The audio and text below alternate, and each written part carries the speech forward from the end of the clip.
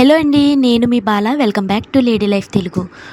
ఇడ్లీ దోశ కూడా మర్చిపోయే రాగి పిండి ఉప్మాతో అయితే మీ ముందుకు వచ్చేసాను. రాగి ఉప్మా వల్ల చాలా అంటే చాలా బెనిఫిట్స్ ఉంటాయి. ఇందులో కాల్షియం, ఎముకలను చాలా బలంగా అయితే చేస్తుంది. అలాగే ఇన్ఫెక్షన్ బారి పడకుండా అయితే చూసుకుంటుంది రాగి పిండి. అండ్ రాగి పిండి ఉప్మా తింటే పిల్లలు చాలా ఎనర్జెటిక్గా ఉంటారు. 5 నిమిషాల్లో చాలా ఈజీ అండ్ టేస్టీ రెసిపీ అండి.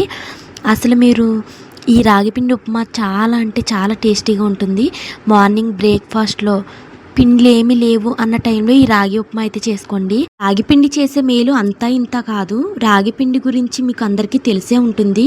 మీ పిల్లలకు కూడా ఇలాంటి హెల్దీ బ్రేక్ఫాస్ట్లు అయితే పెట్టండి. శరీరంలో ఎన్నో మార్పులను అయితే చూస్తారు. పిల్లలకి హెల్తీ ఫుడ్ మీద అవగాహన కల్పిస్తారని నా ప్రయత్నం. ఇంకా తయారీ విధానంలోకి అయితే వెళ్ళిపోదాం. స్టవ్ ఆన్ చేసుకొని బాండి పెట్టి తగినంత ఆయిల్ పోసుకోండి. ఆయిల్ హీట్ అయిన తర్వాత వేరుశెనగ గుళ్ళను అయితే వేయించుకోవాలి.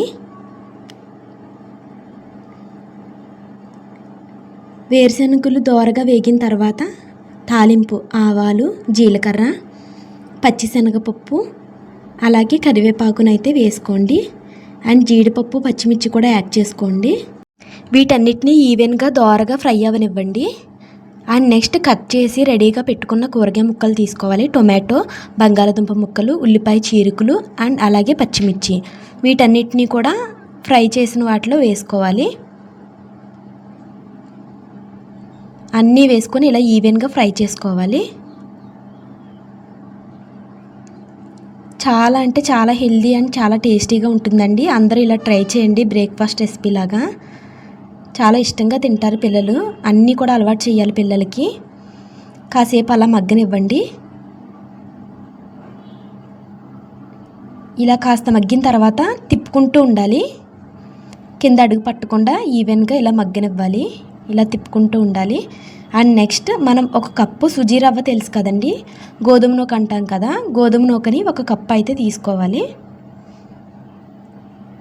1 కప్పు గోధుమ నూక తీసుకొని యాడ్ చేసేసుకోండి. గోధుమ నూక అండి వేసుకొని ఫ్రై చేసుకోవాలి.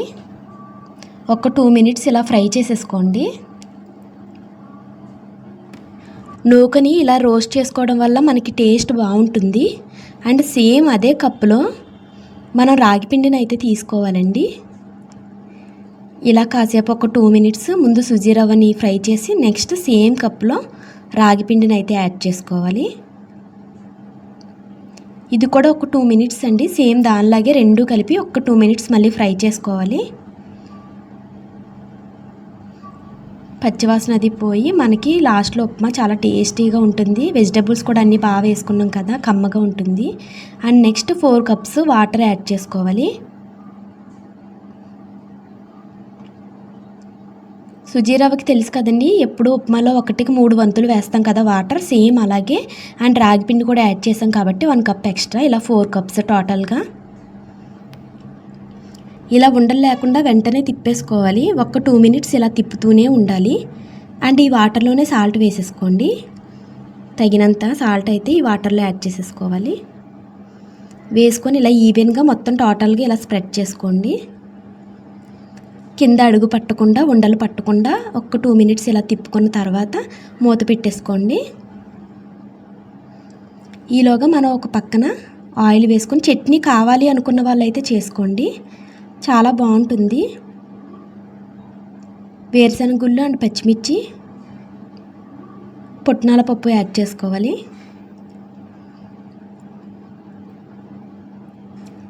ఇలా ఫ్రై చేసేసుకోండి. దోరగా వేయించుకోవాలి. అండ్ అలాగే ఒక వెల్లుల్లి కూడా యాడ్ చేసుకోవాలి. ఒక వెల్లుల్లి కూడా యాడ్ చేసుకోండి. మొత్తం అంతా ఈవెన్గా ఫ్రై అయిపోవాలి. నెక్స్ట్ ఈ ఫ్రై అయిన దాన్ని మిక్సీ పట్టేసుకోండి. చట్నీ మిక్సీ పట్టేసుకొని నెక్స్ట్ తాలింపు తెలిసిందే కదా, చట్నీలో కాస్త తాలింపు వేసుకోండి. చట్నీ అయితే రెడీ అయిపోయింది. అండ్ నెక్స్ట్ ఉప్మా ఎంతవరకు వచ్చిందో చూద్దాం రండి. ఉప్మా అయితే ఫుల్గా మగ్గిపోయింది. టేస్టీ ఉప్మా రెడీ అయిపోయింది. ఛానల్లో ఇలాంటి ఎన్నో హెల్దీ రెసిపీస్ అయితే ఉన్నాయండి. ఒక్కసారి విజిట్ చేయండి. కొత్త సబ్స్క్రైబర్స్ అయితే కనుక ఒక్కసారి నా ఛానల్ అయితే విజిట్ చేయండి, సబ్స్క్రైబ్ చేసుకోండి. Thank you so much for watching. ఈ వీడియో మీద మీ అభిప్రాయాన్ని తప్పకుండా కామెంట్ చేయండి, నేనైతే చూస్తాను. Thank you so much for watching. మీరు ట్రై చేసి టేస్ట్ చేసి ఎలా ఉందో నాకైతే కామెంట్ చేయండి. And once again please subscribe my channel.